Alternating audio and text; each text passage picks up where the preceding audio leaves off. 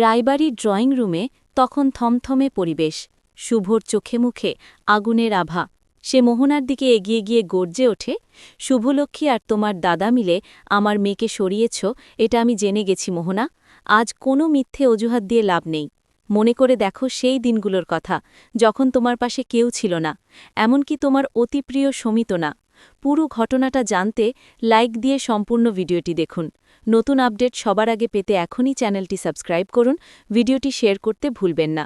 অন্তঃসত্ত্বা অবস্থায় যখন তুমি একা রাস্তায় বেরিয়ে যাচ্ছিলে, তখন আমিই তোমাকে আশ্রয় দিয়েছিলাম। আজ আমার স্ত্রীর সাথে তোমরা কি করেছ সেটা না বললে তোমার নিস্তার নেই। মোহনা পাথরের মতো দাঁড়িয়ে থাকে। শুভর কথার তীরের চেয়েও তাকে বেশি বিদ্ধ করছিল ফেলে আসা অতীত আর বর্তমানের জটিল সমীকরণ। এদিকে নিজের বোনকে বাঁচাতে মরিয়া আকাশ হন্যে হয়ে আরিয়াকে খুঁজছে। হঠাৎ তার ফোনে মোনার কল আসে। ফোনের ওপার থেকে কান্নায় ভেঙে পড়া গলায় মোনা বলে, আকাশ, তোর কথা না শুনে আমি মস্ত বড় ভুল করেছি। তুই তো আমার জন্য সব করতে পারিস।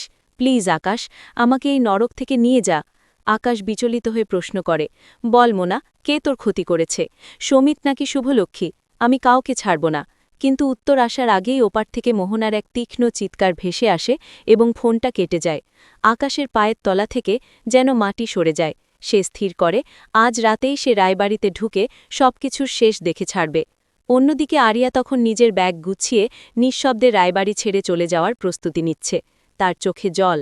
মনে মনে সে বলে, আঙ্কেল আমাকে বাবার মতো আগলে রেখেছেন, সব অন্যায় আমার পাশে দাঁড়িয়েছেন, কিন্তু আজ আমি এমন এক অপরাধবোধে ভুগছি যে তাকে বিদায় জানানোর মুখটাও আমার নেই।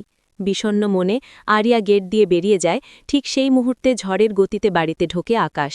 বাড়িতে ঢুকেই আকাশ উন্মত্তের মতো মোহনাকে খুঁজতে থাকে। সামনে সমিতকে দেখতে পেয়েই সে তার কলার চেপে ধরে সজোরে চড় মারে।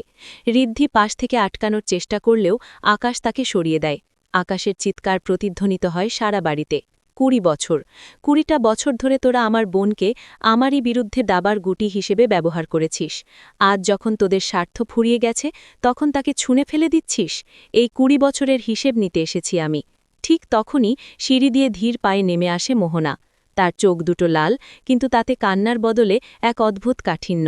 আকাশ তাকে দেখেই ছুটে যায়। মোনা, বল, এরা তোর কি ক্ষতি করেছে? আমি আজ এদের শেষ করে দেব। মোহনা আকাশের হাতটা ঝটকো দিয়ে সরিয়ে দেয়। হিমশীতল গলায় সে বলে, হিসেব তো দিতেই হবে আকাশ, কিন্তু সেটা এরা নয়, হিসেবটা আজ তোকে দিতে হবে। আকাশ স্তব্ধ হয়ে যায়। সে অস্ফুট স্বরে বলে, আমি তোর কি ক্ষতি করলাম? মোহনা এক পা এগিয়ে এসে বলে, ক্ষতি তো তুইই করেছিস। আমাকে মিথ্যে আবেগের জালে জড়িয়ে সত্য গোপন করে আজকের এই পরিস্থিতির মুখে দাঁড় করিয়েছিস। যে লড়াইটাকে আমি নিজের ভেবে লড়েছি, সেটা ছিল তোর সাজানো একটা নাটক। পুরো ঘর নিস্তব্ধ হয়ে যায়। শুভ, সমিত এবং ঋদ্ধি বিস্ময়ে তাকিয়ে থাকে মোহনার দিকে।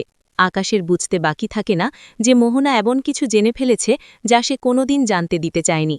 এমনিই প্রতিটি নতুন আপডেট সবার আগে পেতে এখনই চ্যানেলটি সাবস্ক্রাইব করুন, ভিডিওটি লাইক দিন এবং বন্ধুদের সঙ্গে শেয়ার করতে ভুলবেন না। আবার দেখা হবে পরের ভিডিওতে।